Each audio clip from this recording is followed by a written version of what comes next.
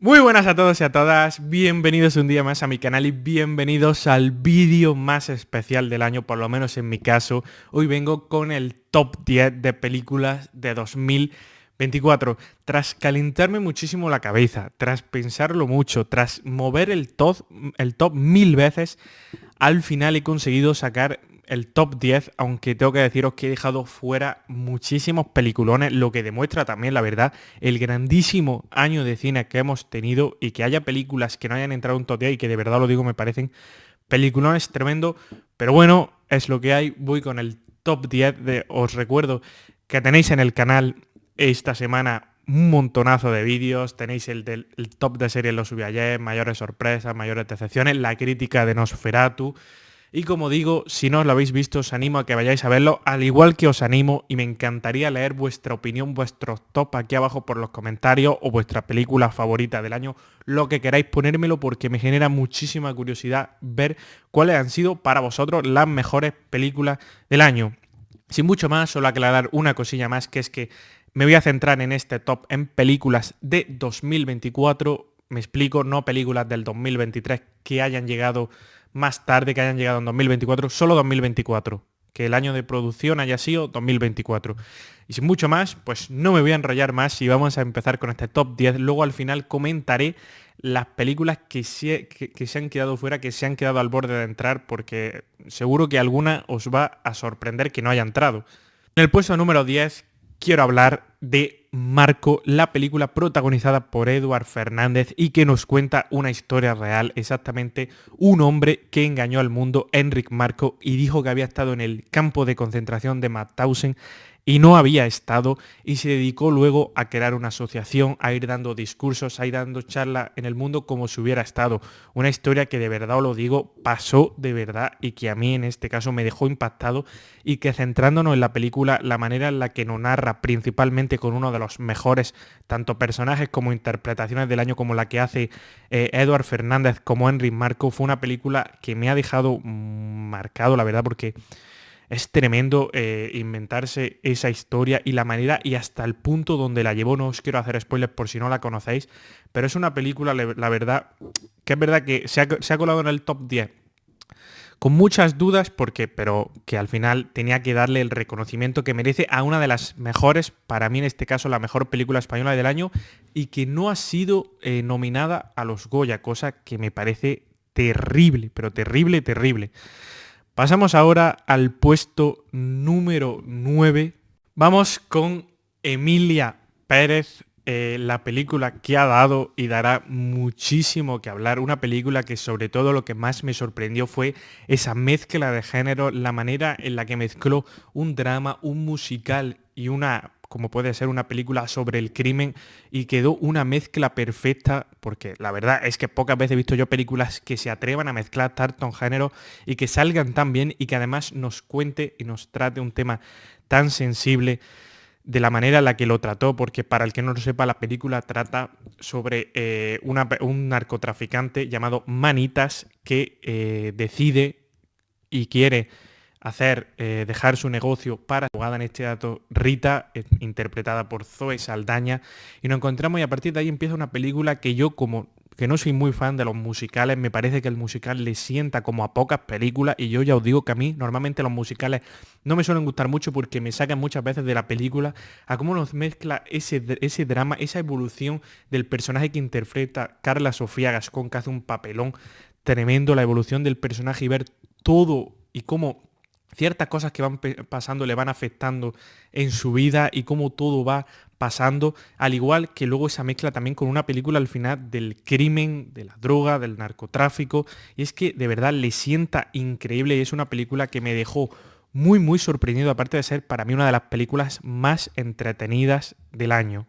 Y pasamos al puesto número 8 con una película que pude ver pues al final por un poco porque se dio la suerte. Hablo de ver, no había llegado a los cines de mi ciudad y justo el cine de barrio la empezó a estrenar y de milagro que pude verla porque vaya película, de verdad, película de las que te marcan de verdad, en las que nos cuenta la historia de cómo vive una niña en la pobreza, al final vive como digo, en la pobreza en el norte de Kent y como una niña de 12 años que debería de estar yendo al colegio, jugando con sus amigos, empieza a dar esa evolución, empieza a crecer y como cualquier niño o niña, empieza a tener curiosidad por todo, pero ella al final vive de ocupa, vive con los recursos ya no justos, sino muy por debajo y nos encontramos un drama social tremendo, de verdad, tremendo, en el que la película nos deja una cantidad de momentos que te dejan muy tocado porque al final podemos ver todas las aventuras que está viviendo, esa curiosidad que tiene por vivir, por aprender, cómo va creciendo, cómo las diferentes, porque ahí también entra la clave, los diferentes personajes, las diferentes personas que rodean su vida y todo lo que aportan. Por cierto, otro papelón tremendo del gran Barry Keoghan, pero en líneas generales es una película que hay que ver sí o sí y que sirve, y la ves tú, y sirve para darle voz a esa gente tan olvidada, a esa gente de la que no se le tiene en cuenta y pasa en todos lados y están viviendo bajo condiciones infrahumanas y que la verdad que es una película la que hace Andrea Arnold, que para mí sin ningún tipo de duda, no sé si habrá llegado, porque yo creo que no habrá llegado a muchos cines, la verdad, pero que si tenéis la oportunidad de verla alguna vez, verla porque va a ser una película de las que os deje huella. Y en el puesto número 7, ¿quién iba a decir que en pleno 2024 y con 94 años el maestro iba a seguir regalándonos auténticos peliculones? En este caso, Don Clint Eastwood, Conjurado número 2, nos regalaba un thriller judicial, una película judicial que, si me mezclas película judicial y Clint Eastwood, a mí ya me tenías ganado, pero la manera en la que nos lo narra el director, de la manera que él más sabe, contándonos y buscando como siempre a él esos dilemas morales que siempre nos plantean su película, porque él no hace películas por hacer, él todo lleva un mensaje por detrás muy muy importante y en este caso le mete unos, y por eso se entiende que la película apenas haya sido estrenada en Estados Unidos, le da unos buenos palos al sistema judicial americano, que es una realidad, lo mal que funciona, y Clint Eastwood a su manera sabe crearnos, como ha hecho tantas otras veces, hacernos una película, pero luego una película que nos engancha, que nos atrapa desde el principio, con un guión que es verdad que podemos decir que no innova en nada, pero un guión que funciona muy bien, unas interpretaciones muy, muy, muy, muy buenas y sobre todo ese sello, ese toque que Clint Eastwood sigue teniendo con 94 años y que para mí las hace una de las mejores películas del año. Y ahora en el puesto número 6 toca hablar de La Sustancia, la película más revolucionaria del año para mí, la película que más arriesgó, que más se la jugó, pero también que probablemente una de las que más acertó. Una mezcla de ciencia ficción y terror que nos muestra, que nos quiere transmitir ese problemón que hay con el edadismo y sobre todo que es una realidad que ocurre con las mujeres, porque yo me quedé pensando mucho, porque no os dais cuenta que actrices que de repente durante los 30, 20 y muchos, 30 y muchos, no paran de llegarle proyectos en Hollywood y que una vez cumplen años, de repente para la industria ya no sirven y ya por casualidad ya no tienen talento y acaban sin dejar de llamarlos. Y te lo tenemos el caso por mismamente la misma Demi Moore, que protagoniza y hace para mí una de las interpretaciones del año. En esta película yo creo que Coralie Farguet, es que de verdad lo digo, hace una película tan real y que muestra una realidad que está ocurriendo y la lleva a unos límites para no hacerla así tan, a lo mejor tan típica, nos lo lleva a unos momentos, nos lleva a una película de ciencia ficción y de terror en la que vemos como el personaje de Demi Moore ve que la van a despedir, que se la quiere encargar por cumplir años y busca crear un alter ego de ella misma, pero un joven, que es el papel que interpreta Margaret Qualley y que lo hace de 10. Pero es una película que de verdad a mí fue de la que más me sorprendió porque el riesgo que tomó, y es verdad que muchos diréis esos últimos 30 minutos, que ya, pero bueno, es que yo, ¿por dónde sales ya al final? Es una película que no para de innovar, que no para de arriesgar durante el todo momento y que para mí siempre que me des este tipo de proyectos van a ser un sí rotundo, pero rotundo no, rotundísimo. Y en el puesto número 5, y aquí yo creo que voy a sorprender a muchos, porque voy con Challenger, de la cual también hablo en mayores sorpresas, entonces voy a intentar aquí no enrollarme mucho porque ya lo dije, es una película que yo no iba a ver hasta el último día prácticamente de su estreno, que no le tenía mucha fe, pero que bueno, al final decidimos verla porque no había otra cosa que ver y que fue un sorpresón tremendo. liderados por las tres interpretaciones de los protagonistas, que son brillantes, más esa mezcla del romance y el deporte que para mí congenia muy, muy, muy bien y que nos cuenta una película de las que sin darte cuenta te atrapan desde el primer momento y que dejan, la verdad, que sobre todo personajes, ves como la evolución de todos los personajes o ver cómo se desarrolla toda la historia, la verdad que a mí no esperaba para nada que me fuese a gustar tanto. Tal vez esas bajas expectativas hicieron que luego acabara convirtiéndose en una de mis películas favoritas del año, pero es una película que si no habéis visto la tenéis, esta sí la tenéis en Prime, porque las otras como la han estrenado hace poco, pues la mayoría no están. Pero bueno, esta sí la tenéis en Prime, así que de verdad, ir a verla porque sí o sí os va a sorprender. Y en el puesto número 4 vamos con un estreno que ha sido hace 2 días, como es Nosferatu de Robert Eggers, una película que ha traído al final mucha más cola de la que yo esperaba, que ha recibido muchas críticas, porque la mayoría pues han visto una película sin alma, cosa que no estoy para nada de acuerdo. Robert Eggers es verdad que su principal y lo que más ha buscado es de salirse un poco de lo que estábamos acostumbrados, porque es cuando tú haces al final una obra que ya hemos visto tantas veces, es muy difícil al final, porque tienes una línea que seguir, pero él se ha buscado sobre todo desmarcarse un poco de ahí con el tema de la estética, con el tema de la ambientación, de la atmósfera que crea, y para mí ha sido una película, para mí ha sido la mejor película que yo he visto, sin contar la de 1922 por lo que supuso, pero es una película que a mí desde el primer momento te atrapa y no te da ni un solo suspiro, no te da ni un solo segundo para que te pares a pensar y analizar lo que estás viendo. Lo que hace Robert Eggers es meternos en un viaje, en una experiencia apabullante, en una experiencia en la cual pues ya tendremos tiempo de pensarlo al final, pero cuando estemos dentro en ningún momento quiere que nos salgamos. Y yo la verdad es que sobre todo también luego el arte que tiene Robert Eggers para crear atmósfera, ambientaciones, decorados, vestuarios, la estética, lo visual. Para mí es un director único en eso y para mí es una de las partes claves, para mí en una película, para sentirme, la verdad, que mucho más dentro, o para una película de terror, como yo dije, que me guste mucho más porque está muy bien los sustos, está muy bien el tema gore, pero una película de terror tiene que darte terror por lo que genera esa película, por la atmósfera que genera, y para mí Robert Eggers es único en eso y aquí nos regala una auténtica maravilla de película. Y en el puesto número 3, que es verdad que queda ya lejos, pero parece que nos olvidamos, quiero hablar de Dune parte 2. La estrenaron hace muchísimo tiempo, pero han pasado el tiempo y la verdad que ha sido la mejor experiencia que yo he tenido en una sala de cine. Si decía lo de Robert Eggers, Denis Villeneuve es otro artista en atraparte con el apartado visual, y lo que nos encontramos en Dune es increíble, aparte de continuarme una historia que ya en la primera había estado muy muy bien, pero la segunda siempre, la importancia de la segunda, porque tienes que continuar ese comienzo,